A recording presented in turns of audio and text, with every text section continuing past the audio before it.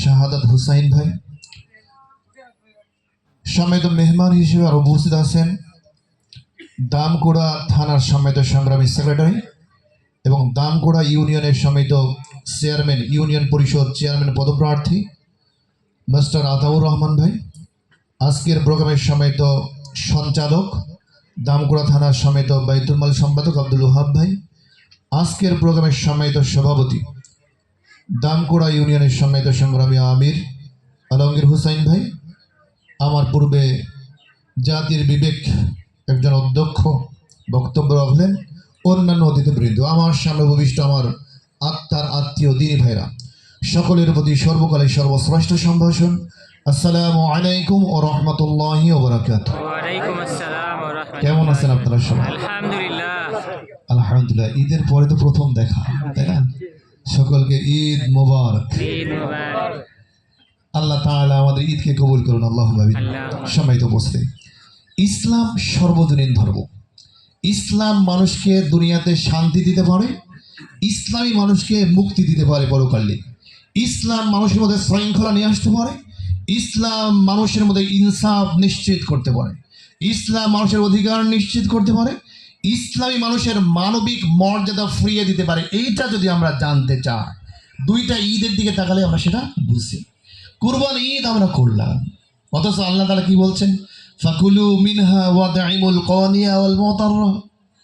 তোমরা কুরবানি দিয়েছো, কুরবানির মাংস খাবা, তোমরা নিজেরা খাও, তোমরা আত্মীয় স্বজনদের খাওয়াও, এবং তোমাদের প্রতিবেশী যারা সুবিধা বঞ্চিত আছে, গরিব আছে, এদেরকে খাও। তারপরে আল্লাহ বলছেন, ও ধনী, শুধু তোমরাই আমার বান্দা নয়, জমিনে যাদেরকে আমরা পাঠিয়েছি, আমি পাঠিয়েছি, সবাই আমার বান্দা। সুতরাং ঈদের আনন্দ যেন শুধু ধনীদের ঘরের মধ্যে সীমাবদ্ধ না থাকে, ঈদের আনন্দ যেন প্রত্যেকটা ঘরে ঘরে চলে যায়, ঈদের আনন্দ যেন প্রত্যেকটা দুয়ারে দুয়ারে চলে যায়। যার জন্য আল্লাহ তাআলা এই কুরবানির গোশত যেমন খাওয়া হালাল করেছেন, একইভাবে আবার সবার ঘরে যেন পৌঁছে যায় সেই ব্যবস্থা আল্লাহ তাআলা করে দিয়েছেন। আপনি ঈদ উল ফিতরের দিকে তাকান, ঈদ উল ফিতর আমাদের মাঝে আসতেছে, আর আল্লাহ তাআলা আমাদের ওর ফিতরা ওয়াজিব করে দিয়েছে। ও ধনী, সম্পদ আছে তোমার, দাও ফিতরা দিয়ে দাও। কাদেরকে দিয়ে দিবা? আমার গরিব, মিসকিন, অসহায়, সুবিধা বঞ্চিত যারা আছে তাদেরকে দিয়ে দাও। একজন মানুষ ঋণগ্রস্ত, সে তাকে কি ঋণ থেকে মুক্ত করে তাকে কি করে দাও? তাকে ওই আনন্দে সামিল হওয়ার জন্য সুযোগ করে দাও। তার মানে হচ্ছে Islam is the complete code of life. ইসলাম যে পূর্ণাঙ্গ জীবন ব্যবস্থা। দুইটা ঈদের দিকে আমরা তাকালে বুঝতে পারি যে এই ঈদের আনন্দ আল্লাহ তাআলা, ঈদ তো আল্লাহ তাআলা নির্ধারিত, আর ঈদের আনন্দ প্রত্যেকটা ঘরে ঘরে পৌঁছে দেওয়ার জন্য আল্লাহ তাআলা তার পক্ষ থেকে ব্যবস্থা করে দিয়েছেন। সম্মানিত উপস্থিতি, সুতরাং আগামী দিনে যদি এই দেশে শান্তি নিয়ে আসতে হয়, এই দেশে শৃঙ্খলা নিয়ে আসতে হয়, এখন পর্যন্ত যতগুলো মতবাদ নিয়ে আসা হয়েছে, যতগুলো মানুষের তৈরি করা, যতগুলো ব্যবস্থা চালু করা হয়েছে, কোন ব্যবস্থা, কোন মতবাদ মানুষের মধ্যে শান্তি শৃঙ্খলা নিয়ে আসতে পারে নাই, ইনসাফ প্রতিষ্ঠা করতে পারে নাই, মানুষের মানবিক মর্যাদা ফিরে দিতে পারে নাই, মানুষের নাগরিক অধিকার নিশ্চিত করতে পারে নাই। সুতরাং আগামী দিনে যদি আমাদের অধিকার নিশ্চিত করতে হয়, মানবিক মর্যাদা নিশ্চিত করতে হয়, ইসলামের বিকল্প নেই, ইসলামের বিকল্প নাই। ইসলাম কত সুন্দর দেখেন যে আল্লাহ তাআলা ইসলামের মধ্যে বলছেন, ও দুনিয়ার মানুষ, ও আমার বান্দারা, খবরদার তোমার আর একজন ভাইকে খারাপ নামে ডেকো না, খবরদার ডেকো না। ইসলাম বলছে, কোরআন বলছে, খবরদার তোমার অপর ভাইয়ের জন্য কি তুমি করো না, গীবত করো না, পরনিন্দা করো না, পরচর্চা করো না, গোয়েন্দাগিরি করো না, এমন কোনো কথা একজন ভাইয়ের সামনে বলো না, কোনো ভাইয়ের বিষয় ওই ভাইটা শুনলে মন খারাপ করে, বলো না। পরস্পর ভ্রাতৃত্ববোধ, ভালোবাসা, এগুলো যেন কি নষ্ট না হয় সেজন্য কাজ করে। ইসলাম বাবা মা আমার দিয়েছেন, কত সুন্দর কথা বলেছে, ওয়াকাদা রাব্বুকা আল্লা তা'বুদু ইল্লা ইয়্যাহু বিল ওয়ালিদাইনি ইহসানা। গত 2 দিন আগে দেখছেন না, এক ছেলে সচিব, আর এক ছেলে হচ্ছে কি বুয়েটের টিচার, আর একটা ছেলে কানাডা প্রবাসী। এবং অনেক সময় এই যে মেয়েরা বলে যে সকল ছেলেগুলো যদি মেয়ের মতো হইতো তাহলে কোনো বাবা মা কষ্ট পাইতো না। তো আর একজন আবার বলছে সকল মেয়েগুলো যদি শাশুড়ি আর শ্বশুরকে নিজেদের বাবা মা মনে করতো, কোনো শ্বশুর শাশুড়ি কোনো বাপ মা কষ্ট পাইতো না। না। ওইখানে যে ওই যে বৃদ্ধা মহিলা মারা গেলেন, ওই একই ফ্ল্যাটে ওনার মেয়েও ছিল, একই ফ্ল্যাটে মেয়ে বসবাস করে, এক ছেলে সচিব, আরেক ছেলে বুয়েটের টিচার, আরেক ছেলে কানার প্রফেসর। অথচ 8 দিন আগে মা মারা গেছে, পচে গলে যাচ্ছে, কোনো সন্তান খবর নেয় নাই। তো ওই ছেলেদের মধ্যে যদি ইসলাম থাকতো, একই বাড়িতে মেয়ে থাকে, মেয়ে পর্যন্ত মায়ের খবর নেয় না, যে ঘরের মধ্যে মরে পৌঁছে মানে 3 মাস ধরে ঝাড় কিছু নাই, কতদিন যে কত কষ্ট করে না খেয়ে তিলে তিলে মানুষটা মারা গেছে, আল্লাহ তাআলা তারা কেউ জানে না। তো ওই ছেলে ওই মেয়ে যদি জানতো, ওয়া কাদা রাব্বুকা আল্লা তা'বুদু ইল্লা ইয়াহু ওয়া বিল ওয়ালিদাইনি ইহসানা, ও গোটা দুনিয়ার সন্তানরা শোনো, আমার দাসত্ব গোলামি করার পর দ্বিতীয় কাজ হচ্ছে তোমার বাবা মায়ের সেবা করা। ওই সন্তানরা যদি জানতো, উফি ওয়ালা তানহারহুমা ওয়া কুল লাহুমা কওলান কারীমা, ও গোটা দুনিয়ার সন্তানরা শোনো, যে তুমি খবরদার চোখ রাঙিয়ে কথা বলো না, গলার রগ ফুলিয়ে কথা বলিও না।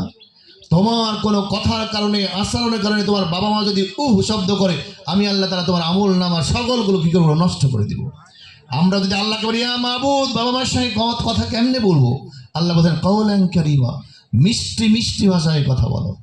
আল্লাহ বলেন ওয়াকফির লাহুমা জানাহা যুল্লি মিনার রাহমা, পিতামাতা বেঁচে আছে অথবা কি গত হয়ে গেছে, 2 হাত সম্প্রসারিত করে আল্লাহর কাছে দোয়া করে, ইয়া মাবুদ রব্বির রহমহুমা কামা রব্বায়ানি সগীরা, ছোটবেলায় আমার বাবা মা যেমন তাদের কি মায়ায় দয়ায় ভালোবাসায় আমাকে লালন পালন করেছে, আপনিও আপনার রহমতের কোলে আমার পিতামাতা কি করুন, লালন পালন করুন, ভালো রাখুন। সমাজে বুঝছি, যার জন্য আগামী দিনে পিতামাতার হক নিশ্চিত করতে হলেও ইসলাম লাগবে, আগামী দিনে আমাদের নাগরিক অধিকার নিশ্চিত করতে হলে ইসলাম লাগবে, প্রতিবেশীর হক নিশ্চিত করতে হলে ইসলাম লাগবে, এই দেশে শান্তি নিয়ে আসতে হলে ইসলাম লাগবে। আমরা মনে করেছিলাম যে কি 5 আগস্টের পরে নতুন একটা বাংলাদেশ হবে, সুন্দর একটা গণতান্ত্রিক সরকার হবে, আমাদের আর জুলুম থাকবে না, আর নির্যাতন থাকবে না, আর স্বৈরাচার থাকবে না। হয়েছে কি? হয়েছে? 9 মাসের গর্ভবতী মাকে ধরে ধর্ষণ করে পেটের মধ্যে থেকে বাচ্চাকে টেনে বের করে কুচকুচি করে কাটতেছে। এটা তো ফিলিস্তিনে শুনছি আমরা যে ইসরায়েলের লোকেরা এই কাজগুলো করে, সেই কাজগুলো কোথায় হচ্ছে? বাংলাদেশে হচ্ছে। সুতরাং আগামী দিনে আমরা সকল দল দেখেছি, মত দেখেছি, ব্যবস্থা দেখেছি, সংবিধান দেখেছি, আগামী দিনে এদেশের মানুষের ভাগ্যের পরিবর্তনের জন্য, এদেশের মানুষের মধ্যে শান্তি শৃঙ্খলা নিশ্চিত করার জন্য, ইনসাফ কায়েম করার জন্য আমাদের ইসলাম প্রতিষ্ঠিত করতে হবে। পারবো তো ইনশাআল্লাহ? আমরা বলি না